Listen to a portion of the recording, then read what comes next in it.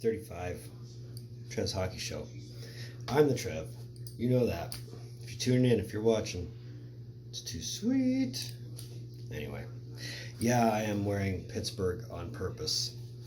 Yeah, I am flanked by Colorado in the number one. Oh, by the way, I fixed the banners. They don't fall off the ceiling no more.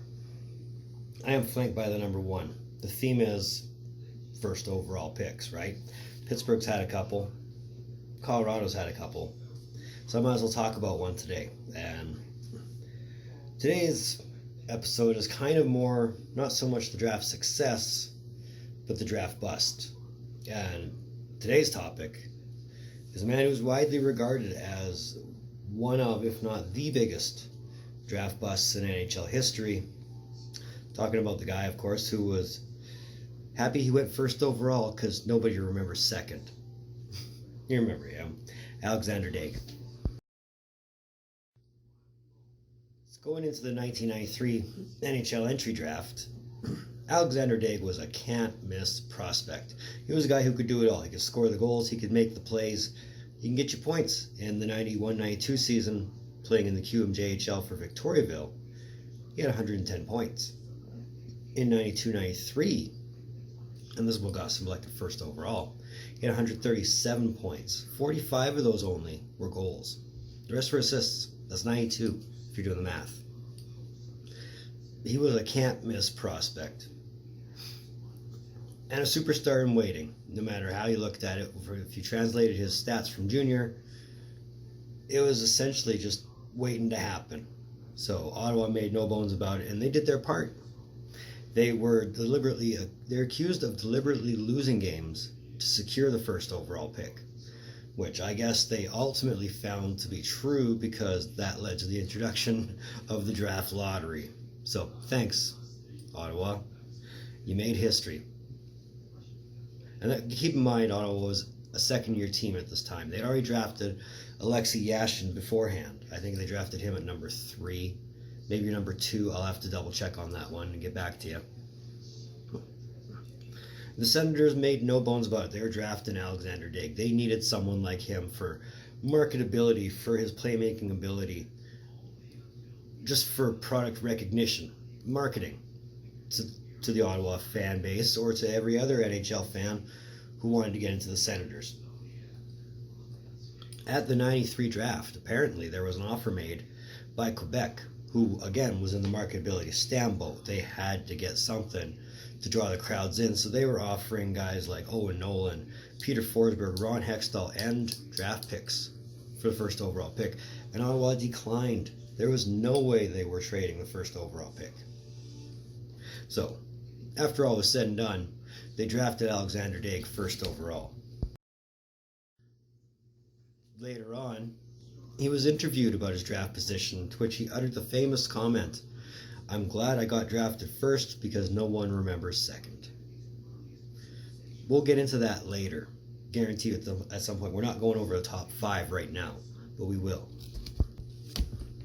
I will say this, though, about the first round. It was pretty deep.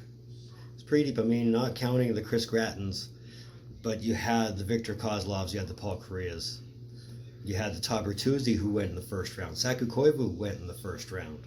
So it was a deep draft. And I mean, if hindsight was a beauty thing to have then, I'm sure the draft would look a lot different. But hindsight is only 20/20, right? Right.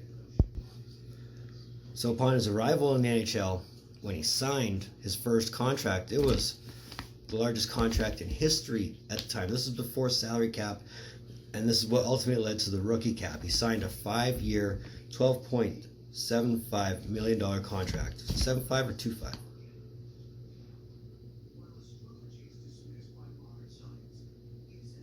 Anyway, it was 2.5, sorry. 2.5 now that I'm reading it. $12.25 million per year contract for 5 years. So Ottawa was stuck with that too. The thing working against Daigle's favor, though, was when he made his rookie debut in 93-94, he was also debuting with Alexei Yashin, who, as I mentioned, the Ottawa Senators had previously drafted the year before. And Yashin was outplaying Daigle. at every chance he could, so much so that Yashin even got nominated for the Calder and Daigle didn't. But it's not to say his rookie season was a complete bust. I mean, he did achieve a career high of 51 points. Say that with me. A career high of 51 points that he only ever managed to replicate twice. Once in 96-97 with Ottawa, and once in 2003-2004. So, again, career high, 51 points. There's lots of guys who get 51 points that, do better than that, especially guys who are drafted first overall. But, either way, it got to the point where coaches were actually fired for demoting Daigle to the fourth line. Head coach Rick Bowness and then assistant coach Alain Vigneault were fired on November 21st, 1995 for doing just that. So, it's not to say Ottawa didn't want to win, they just wanted to showcase Daigle as their superstar, naturally. But after 4.5 seasons, and just the headache of having to put up with a guy who was supposed to be the superstar but isn't, I mean, again, career high, 51 points that he only matched twice. They finally came, where Ottawa just got soured of it and traded Daigle to Philadelphia for Vaclav Prospal and Pat Falloon. So he's out of Ottawa now. Of course, it wouldn't be a fun story if, the person involved in this story didn't last long in Philadelphia. He only played 68 games, scored 31 points before in January 99. Philadelphia traded him to Edmonton for future considerations, who Edmonton then turned around traded him to Tampa Bay for Alexander Daigle. Now he's in Tampa. And to say that his career was a good one in Tampa is lying to you again, because it wasn't a good career in Tampa. And he was sent to the Rangers for cash later in the 99-2000 season. The Rangers' idea with Alexandre Daigle was that he was going to be a reclamation project, that he would find his groove with the Rangers, because, I mean, who wouldn't want to play for the Rangers, right? No. 32 games, he got 6 goals and 6 assists for 12 points before being released at the end of the season, and thus not really wanting to have any team sign him at this point. It got to the point where he had to take 2 years off of his NHL career. Of course, our story has a comeback. So in 2002, he tried out for Pittsburgh at their training camp and impressed them well enough to get a roster spot, but his levels at the NHL level were not what you would hope they would be. Even 33 games, he only had 7 points.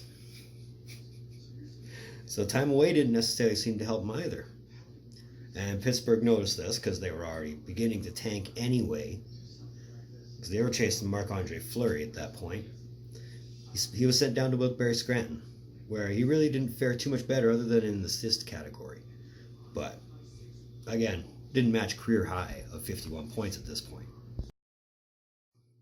At this point in our story, Daigle is released from Pittsburgh and signed by Minnesota as a free agent.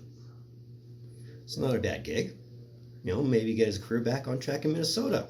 But remember, his career high is 51 points in a season. And to his credit, 03-04, that actually led the team. Go figure, right? Team that, made the Western Conference Final the year before, 51 points leads the team. So maybe he found his niche in Minnesota. Then the lockout happened, and he didn't play anywhere. He didn't play in the minors. He didn't play in Europe. He didn't play. And went into 05-06, only playing 46 games, scoring 5 goals and 23 assists for 28 points.